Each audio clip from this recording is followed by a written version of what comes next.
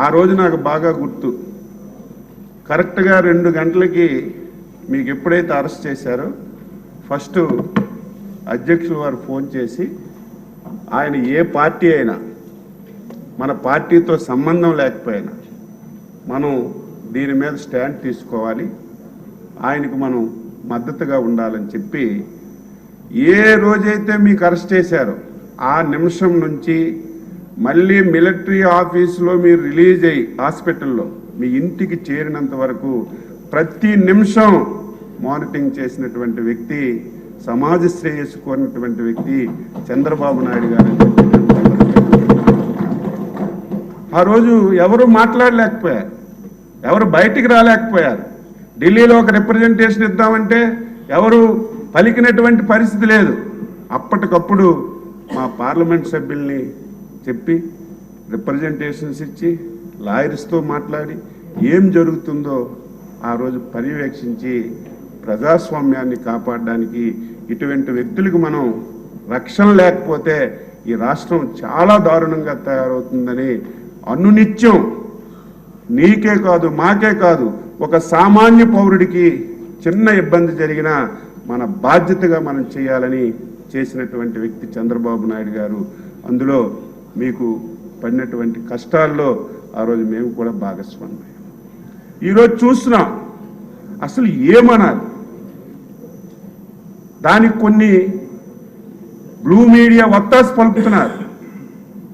ఈరోజు ఒక పార్టీ శాసనసభలో కనిపించడం లేదు. ఆ రోజు మేము చంద్రబాబు నాయుడు గారు ఫ్యామిలీని అవమానపరిస్తే నేను బయటికి వెళ్తాను, కానీ మీరెట్టి పరిస్థితుల్లో బయటికి రావడానికి వీల్లేదు, శాసనసభలో చివరి నిమిషం వరకు ఉండాలి, ప్రజా సమస్యలపైన పోరాటం చేయాలి, మైక్ ఇవ్వకపోయినా అవమానం పరిచినా మన డ్యూటీని మనం నిర్వహించాలని చివరి నిమిషం వరకు ఎన్నో అవమానాలు భరించాం. అవమానాలంటే మామూలు అవమానాలు కాదు, దారుణాతి దారుణంగా ప్రజాస్వామ్యంలో అలాంటి మాటలు ఎవరు కూడా మాట్లాడరు. ఆ రకంగా మాకు హింస పెట్టినా మా డ్యూటీ మేము చేశాం.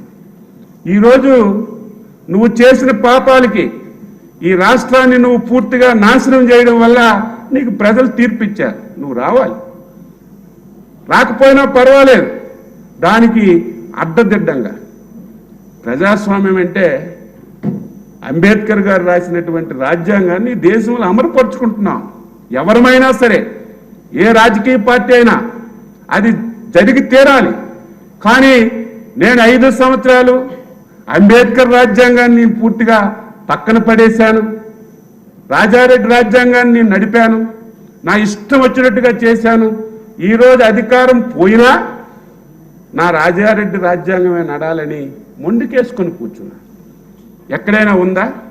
శాసనసభకు నేను వెళ్ళడానికి ఇష్టం లేదు, అచ్చెన్నాయుడు గారు, చంద్రబాబు నాయుడు గారు, లోకేష్ గారు నన్ను కొచ్చిలేసి ఇబ్బంది పెడతారు, లేకపోతే కావాలని రఘురామకృష్ణరాజు గారికి డిప్యూటీ స్పీకర్లో పెట్టి నన్ను అవమానపరుస్తారు అని చెప్పి నువ్వు శాసనసభకు రాకపోతే మాకేం అభ్యంతరం లేదు. నాకు ప్రతిపక్ష నాయకుడిగా హోదా ఇవ్వలేదు కాబట్టి నేను రావడం లేదని మాట్లాడుతుంటే ఈ రాష్ట్రంలో ఇంకా ప్రజలు అటువంటి వ్యక్తి మీద ఆలోచన చేస్తుంటే నాకే ఆశ్చర్యం వేస్తుంది. తెలీదా? ప్రతిపక్షం అంటే తెలీదా? ప్రతిపక్షానికి ఎన్ని సీట్లు రావాలో తెలీదా? ఆ సీట్లు రాకపోతే ప్రతిపక్ష హోదా ఎవరని ప్రతి ఒక్కరికి తెలుసు. అయినా అడ్డంగా మాట్లాడి నేను ప్రతిపక్ష హోదా ఇస్తేనే శాసనసభకి వెళ్తామని అడ్డగోలుగా మాట్లాడుతున్నాను. ఒక వారం 10 రోజుల నుంచి ప్రభుత్వం ప్రజాస్వామ్యబద్ధంగా 5 మాసాలు చూశాం. చంద్రబాబు గారి నాయకత్వంలో 5 సంవత్సరాలు ఇబ్బంది పడ్డాం. కానీ వారిలాగే మనం కక్ష సాధింపు చర్యకు దిగితే, వాళ్ళలాగే చర్యకు ప్రతిచర్య చేస్తే ఇప్పటికే ఈ రాష్ట్రం నష్టపోయింది. మనం కూడా అదే విధంగా చేస్తే మన రాష్ట్రానికి భవిష్యత్తు ఉండదు. మనం ప్రజాస్వామ్యబద్ధంగా చేద్దాం. ఎవరు చట్టాన్ని వ్యతిరేకించినా, చట్టం వ్యతిరేక నిర్ణయాలు తీసుకున్నా చట్ట ప్రకారమే ముందుకెళ్దామని 5 మాసాలు సహనంతో ఓర్పుతో ఉన్నాం. కానీ వైసీపీ నాయకుల్లో మార్పు రాలేదు. అనునిత్యం ఏ సోషల్ మీడియా చూసినా, ఎక్కడ ఎవరు మాట్లాడినా మా ముఖ్యమంత్రి గారు, ఉప ముఖ్యమంత్రి గారు, మా లోకేష్ బాబు గారికి దళిత హోంమంత్రిని చూడకుండా ఇష్టానుసారంగా బండబూతులు వినడానికి వినలేనటువంటి మాటలతో సోషల్ మీడియాలో పోస్టులు పెడుతుంటే, ఈరోజు చట్టబద్ధంగా చర్యలు తీసుకుంటే ఏం మాట్లాడుతున్నారు? కక్ష సాధింపు చర్యలా? ఆ రోజు మేము నీ కుటుంబం మీద తప్పుడు మాట్లాడలేదు, నీ పార్టీలో ఉన్నటువంటి మహిళల మీద తప్పుడు మాట్లాడలేదు. ఆ రోజు నువ్వు ఏదైతే ప్రజా వ్యతిరేక విధాన నిర్ణయాలు తీసుకున్నావు, నీ నిర్ణయాల వల్ల ఈ రాష్ట్రానికి నష్టం జరుగుతుందో మేము మాట్లాడితే మా మీద కేసులు పెట్టాం. సోషల్ మీడియాలో ఈ పథకం వల్ల, నీ నిర్ణయం వల్ల ఈ వర్గానికి నష్టం జరుగుతుందని ఒక పోస్ట్ పెడితే అర్ధరాత్రి వచ్చి అరెస్ట్ చేశాం. నీకు దమ్ముంటే, నీకు ధైర్యం ఉంటే మేము తీసుకున్న నిర్ణయాల మీద నువ్వు ప్రశ్నించు. ఈ పథకం బాగలేదను, ఈ నిర్ణయం బాగలేదను, మేము వెల్కమ్ చేస్తాం. మంచి అయితే మంచి చెప్తాం, ఇది బాగుంటే బాగుందని చెప్తాం. కానీ దాన్ని వదిలిపెట్టి 5 మాసాలైనా సరే ఇంకా మమ్మల్ని బూతులు తిడుతూ, సోషల్ మీడియాలో ఇష్టానుసారంగా పోస్టులు పెడుతూ, రాజకీయానికి సంబంధం లేనటువంటి కుటుంబంలో ఉన్నటువంటి మహిళల మీద నీచాతి నీచంగా మాట్లాడితే దానికి చట్టం తన పని తాను చేసుకుంటూ పోతే మా మీద కేసులు పెడుతున్నారని గగ్గోలు పెడుతున్నారు. దీనికి మనం ఫుల్ స్టాప్ పెట్టాలి. ఇప్పుడే చెప్పారు, మనందరం చర్చించాలి. ఒక రోజు అవసరమైతే టీవీల్లో చూపిద్దాం. వాళ్ళు ఏవైతే పోస్టులు పెట్టారు, వాళ్ళు ఏ విధంగా మనందరినీ ఇన్సల్ట్ చేస్తున్నారు, అవమానపరుస్తున్నారు, సభ్య సమాజానికి తెలియాలి. తెలిసి ముఖ్యమంత్రి గారి నాయకత్వంలో ఒక పటిష్టమైనటువంటి చట్టం చేసి, ముఖ్యమంత్రి గారు మొదటి రోజే చెప్పారు, ఇదేదో వైసీపీ నాయకులకు కాదు, మా తెలుగుదేశం వాళ్ళైనా, జనసేన అయినా, బీజేపీ అయినా, ఎవరైనా సరే మహిళలు కించపరిస్తే ఒకే విధంగా చట్టాన్ని అమలు చేస్తామని చెప్పారు. నువ్వు అలా కాదే,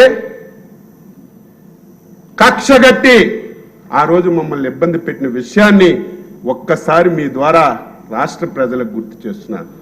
కొన్ని బ్లూ మీడియా వాళ్ళు ఆయనకి ప్రతిపక్ష హోదా ఇవ్వాలని రాస్తున్నారు. ఆయనకి చదువు సంధ్య లేకపోయినా, జ్ఞానం లేకపోయినా కనీసం మీకైనా ఉండాలి కదా. ఎలా ఇస్తారు చెప్పాలి. మీరు రాయాలి. ప్రజాస్వామ్య వ్యవస్థలో ఎప్పుడు అధికారం ఉండదు, ఎప్పుడూ ప్రతిపక్షం ఉండదు.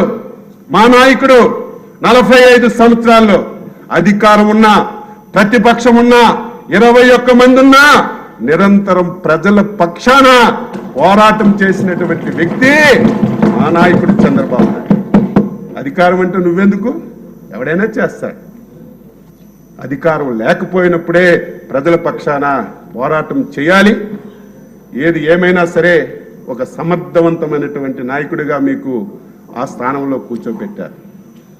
నాకు ఒక ఆశ ఉంది. 5 సంవత్సరాలు ఒక్క రోజైనా నేను కోరుకున్న వ్యక్తి ఇక్కడికి రావాలి, మీరు ఆ స్థానంలో ఉండాలి, నాకు 1 గంట సమయం ఇవ్వాలి. అప్పుడు అన్నీ మంచి జరగాలి, నేను అనుకున్నది జరగాలి. నేనేదో గంట సమయం ఇస్తే వాళ్ళకు బూతులు తిట్టను, వాళ్ళకు వల్గర్గా మాట్లాడను. నేను 6 సార్లు ఎమ్మెల్యే. ఎప్పుడైనా సరే సీనియారిటీ వస్తే అన్ని మార్పులు వస్తాయి. 25 సంవత్సరాలకు ఎమ్మెల్యే అయ్యా. ఆ రోజు నాకు చాలా కోపం.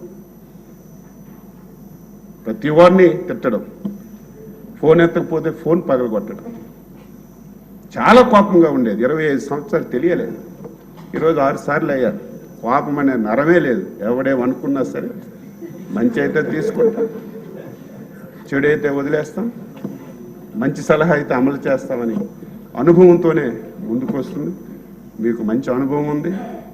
ఇదేదో అందరం చెప్పామని మీరు